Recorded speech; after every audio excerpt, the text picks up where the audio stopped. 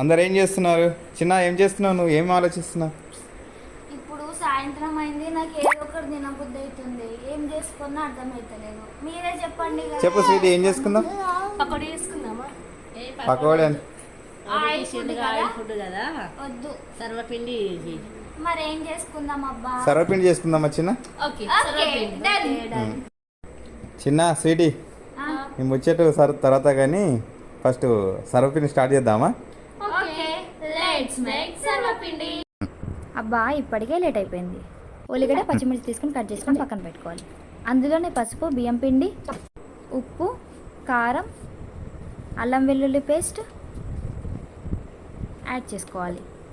తర్వాత కొంచెం ధనియాల పొడి యాడ్ చేసుకొని, కొంచెం పసుపు యాడ్ చేసుకొని పిండి మొత్తం కలిసే రీతిగా మంచిగా కలుపుకోవాలి. చూస్తున్నారు కదా, వీడియోలో చూపిస్తున్న విధంగా కొద్ది కొద్దిగా వాటర్ని వేస్తూ పిండి ముద్దలా వచ్చే రీతిగా మనం కలుపుకోవాలి. ఈ సర్వపిండి ఒక్కొక్కరు ఒక్కొక్క ప్రాసెస్లో చేస్తారండి. నేనైతే ఈ విధంగా చేస్తాను సింపుల్గా. ఒక మందపాటి బౌల్ని తీసుకొని అందులో ఆయిల్ వేసి పిండిని ముద్దగా చేసుకొని ఈ రీతిగా ఒత్తుకోవాలి. ఒత్తుకున్న పిండికి చిన్న చిన్న హోల్స్ పెట్టుకోవాలి. ఈ హోల్స్ వల్ల సర్వపిండి రుచి రెండింతలు పెరుగుతుంది. ఇంకేముంది, స్టవ్ ఆన్ చేసి బాల్ పెట్టుకొని 10 minutes తర్వాత తీసి చూస్తూ ఉంటుందండి. ఈ రీతిగా మాకు మంచిగా రెడీ అయి ఉంటుందండి.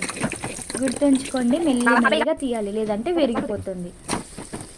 తీసిందని మళ్ళీ తిప్పి వేసుకొని ఒక 2 నిమిషాల తర్వాత మనం సర్వ్ చేసుకొని తింటే ఉంటుందండి.